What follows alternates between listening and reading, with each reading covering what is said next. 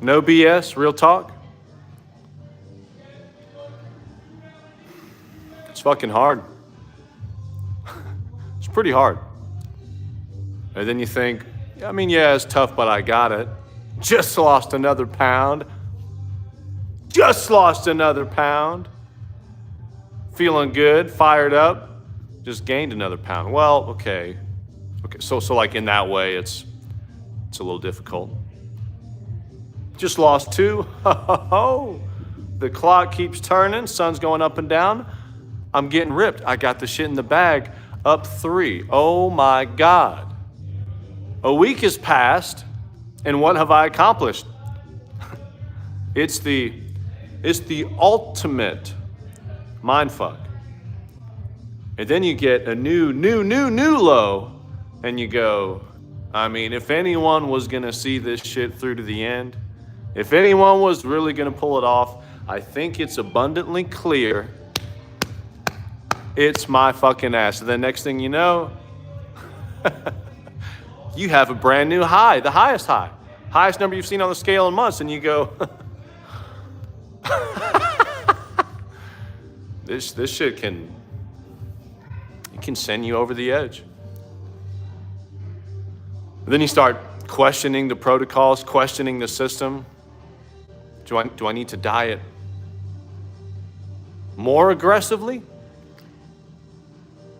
Am I too slow and steady? If I get a bigger drop sooner than later, I mean, I'll be closer to where I need to go. And then you do that, and then because you dug such a deep hole, the body is screaming at you for calories. You go off the rails. You go, okay, so slow and steady. You go back to slow and steady. It's not happening fast enough. You go back to aggressive. You lose a lot of weight. You gain it all back. You eat too much. You go back to slow and steady. Nothing's fucking happening. Like, this shit can drive a motherfucker to a place in their mind they never thought they could go. It can honestly be one of the hardest things a human being does in their life. And while that sounds dramatic and kind of highlights how easy we have it in modern society, like some people are just trying to quite literally survive. We're measuring the food, trying to eat the right amount of food. Some people are like, food? Food? That sounds pretty fucking cool. I got some skin and bone action. I'll take some food. Or like, oh God, I ate too much food. We got other people on the other side of the planet talking about, I wish to God I could eat too much food. So when you zoom out and look at the grand scheme of things, it's like, okay, a lot of people have a lot more going on than this. I don't even really have that crazy of a reason to do it. It's just general health and wellness and a little vanity, trying to get the veins going, trying to get the shape that I like. Let's just take a deep breath and let's get back on track. Right as you decide that, your homie texts you, do you want to go to the buffet with me? And you go, fuck, I don't know if I'm ever going to pull this shit off.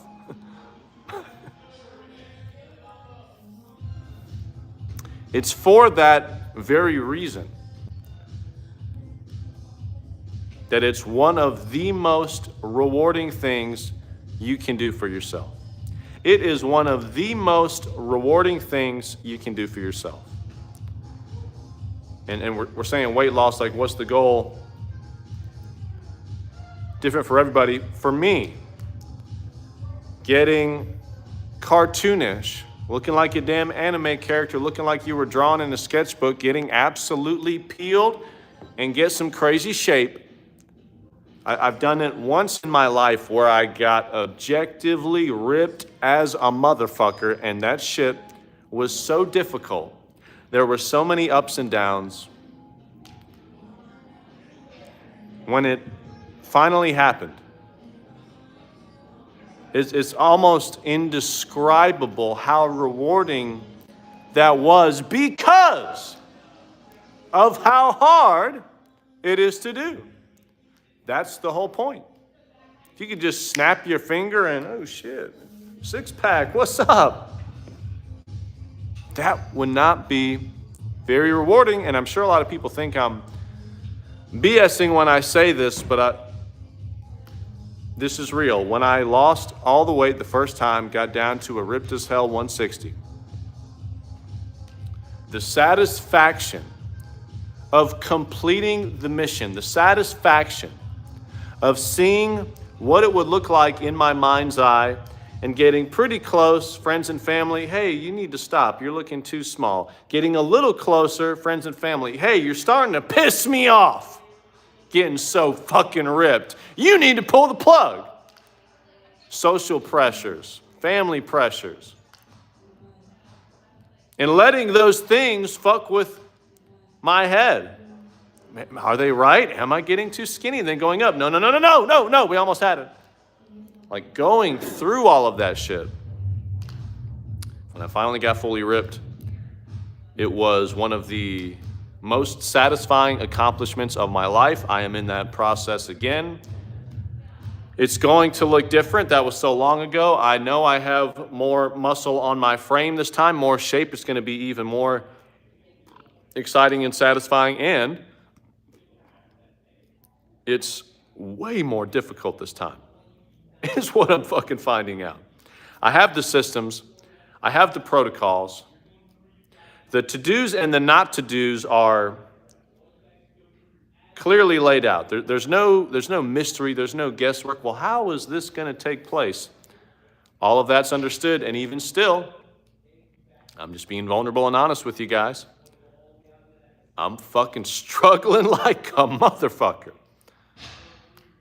I make my YouTube videos where I lay out the plan. You guys, it's so easy. Carbohydrates during the day. Maybe you take it all the way through the night, or maybe you switch to fat and protein. As long as you track the calories, you're good to go. You're good to go. You're good to go. All of these things are true. All of the systems I've laid out are true. They are effective, and even still, your boy is fucking struggling. It's way more difficult this time. I have a kid now, running my own business, the emotional ups and downs of business fluctuating, income fluctuating up and down, keeping other people in my world, in my inner circle, keeping them happy with time and energy that selfishly I would rather just fucking keep walking, like literally just not stop walking for all of my waking moments, every possible lever I can pull to get this goal, to get ripped. I would much rather just crank on every single one of those and get it done, but that's not reality unless you live alone and have no responsibilities whatsoever for, I don't want to say regular people. That sounds it just sounds very like a lower status. But for people that have responsibilities, families, stressful jobs, it's a motherfucker. It's a motherfucker. And because of that, it's going to be so astoundingly satisfying when it's not even about the number on the scale. For me, it's about the look and the visual and what it allows me to do. I just did my first 10K on the rower. I've never had my ass on that seat for that long. 10K on the rower, the whole time breathing through my nose, I'm just cruising. It feels like I'm walking.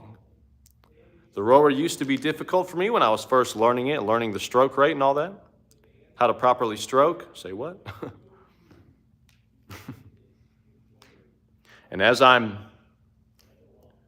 on there with these new abilities I wouldn't have if I was heavier, and knowing those things only increase. The leaner, lighter, and tighter you get, the calisthenics, they become God mode moves. When you're doing a dip and you just feel every fiber of your chest exactly where you want it to be, and you don't let it arch the back as you drive up, you keep the compression and you just flex those pecs down and under. When you're doing pull-ups and chin-ups and you feel the scaps go down and the shoulders go down and that perfect shoulder depression and that lat insert all the way down into your hip, and you're like, I could not do that when I was a tubby, doughy individual.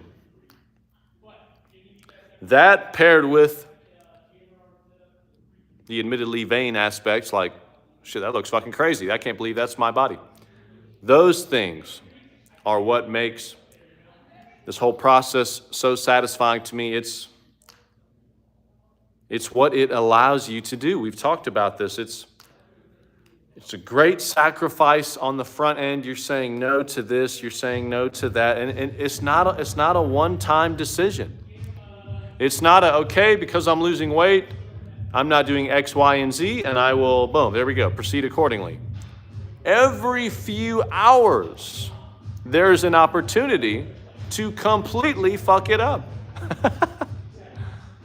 If you work from home or you spend a lot of time at home, every moment is an opportunity to fuck it up. Because the pantry's right there, the fridge is right there, you got that food noise. Food noise is getting louder. Am I dieting too aggressively? And then you do all that shit again. We already went through that. My wife and I, we're almost like trying to escape being downstairs. Because honestly, that's when it's easy. If you're away from the food, it's pretty easy. One thing that I had working for me my last cut is my days were so much longer at the gym. I would leave the house at 3:30 in the morning, and some days I wouldn't come back till 6:30 or 7. Everything that was going to go inside of me, everything that I was going to eat, was with me in a bag. I mean, that's as bulletproof as it gets. When you're home more often and there's more opportunities to reach, like that mind is going to be playing tricks on you. It's going to be talking to you. I don't know if this story is true, but some of Durian Ryder's older stuff, he'd be talking about he's talking about cutting calories doesn't work. You'll cut your own arm off because you're struggling to cut calories. He's like, it's a true story. This lady, she cut her own arm off. Shunk, shink. Cut her own arm off because she couldn't stop eating. Had the little thing poking out the jacket sleeve, the little half arm action. Oh, damn, you serve in the military? You get blown up by a bomb or some shit? Nah, I couldn't control my eating, so I cut my own fucking arm off. Holy shit. That's next level. That's next level. And that's an extreme example of how wild this can be on the mental, on the mind. And then you go, okay, I'm taking it way too seriously. I need to relax. And then the needle doesn't move. And eventually you find that nice, smooth middle ground, not too extreme one way or another. You're just kind of cruising. You're just kind of cruising. And you're getting your result, and it's a beautiful thing. But let's see what my boy is saying here. Oh, here we go. Weaponized psychology, just an outsider here, but it sounds like a really selfish mission. It sounds like your priorities are messed up, and it sounds like you're actually failing to account for the actual sacrifice. Assuming you mean I'm sacrificing other people and things around me for my own goal, when perhaps the more noble path is not being so selfishly goal-oriented and giving more to those around me. I mean, that's some real shit. Listen to any bodybuilder or competitor that's retired. I have heard so many of these people say they regret how they treated their spouse. They regret how they treated their family. They look back, my God, not 2 hours, not 4 hours, 8 hours in the fucking gym? 8 days a week? Barely seeing my family, barely seeing my child grow up, missing all these moments. For what? For what? That's real. That's real. And you have pointed out many times the importance of the family dynamic and having priorities sorted out. And I'm glad that you brought it up, and I'm glad you're bringing it up here. Honestly, while we're talking about that is... Got a client rolling up here in a minute. That is the biggest difficulty. That is the biggest difficulty. I'll often think to myself, if I was just monk mode, sleep, eat, train, repeat, this would be so easy. And then the wife, she's like, can we go out to this restaurant? And it's an instant hit of stress. You're weighing it out. Make her happy, be an asshole. Okay, but then how many times? Do I say yes every time? Do I say yes every single time? What if she wants to eat out every meal every day? Eating out is a joke, most restaurants. I mean, it's a fucking joke. It's lathered up in butters and oils. Like, there's just no way. There's no way anyone's losing serious weight eating out like all the time. Balancing that. I have this mission that my soul calls out to me. I have this vision, and there are most definitely some ego elements. There's the vanity elements, but it also goes beyond that. I truly feel, for me, being absolutely ripped is like intrinsically linked to my purpose. And that sounds pretty dramatic. That sounds like some serious protagonist vibe, self-centered bullshit. I realize that. I feel me being ripped is inseparable from my purpose. Why is that? Is it because people come along, I have something they've been struggling to get themselves, they see me talk about the struggle, so wait, it's not this artificial, it's easy, what's wrong with you? Like, this guy also struggled a lot, but he still pulled it off throughout the ups and downs. I need to talk to this person. Is that why? I can't tell you, but I do feel in my heart of hearts that this is bigger than just some selfish me stuff, but sacrificing your true beauty and peace, chasing something that's pointless and not real. That is certainly a perspective someone could have on this, but like I said in the beginning, delayed gratification in general is satisfying. It's like in a song. If the drummer's just smashing the splash cymbal back to back to back, it's like, it's too much. If at the end of every measure, you're like waiting for, like, I want, and then you're like, yes. Or just getting stronger in the weight room. You want to bench 225, it takes months, maybe years. On that day, you get that lift. That can seem so pointless to someone on the outside. But the more delayed the gratification is, the more you have to invest for a result that you're not even going to see take place for so long. Like, I don't care what it is, that shit is satisfying. And that does carry over to every other area of your life because you remember. What happened the last time I had to put in painless time and hours into this?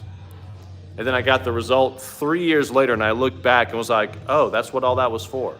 It worked out last time pretty damn good. It's going to work out this time with my business. It's going to work out this time with overcoming my psychological hurdles, overcoming these things that are a net negative to those around me. Like, doesn't matter what it is, if it's A, really difficult, and B, oh, wow, I really got to go. I could rant about this all day. Appreciate you jumping in, Weaponized Psychology. Got clients looking at me through the window. I got to roll. Appreciate y'all. I'll see you in the next one.